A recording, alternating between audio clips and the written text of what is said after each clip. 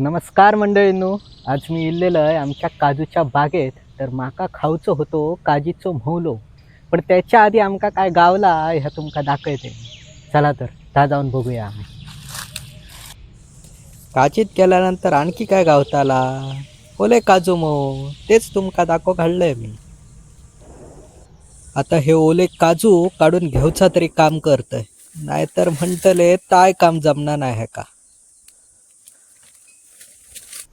काजीची फका तर काढून झालेलीच असत आणि आता पुढचा काम माझ्या वडिलांकडे सुपूर्त करत आहे.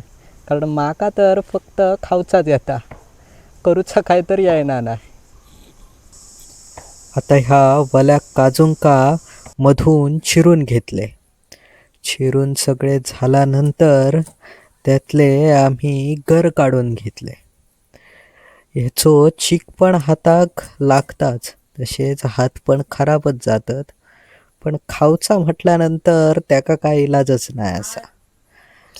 ह्या गरम झालेल्या कढईत आम्ही गूळ घालून घेतला.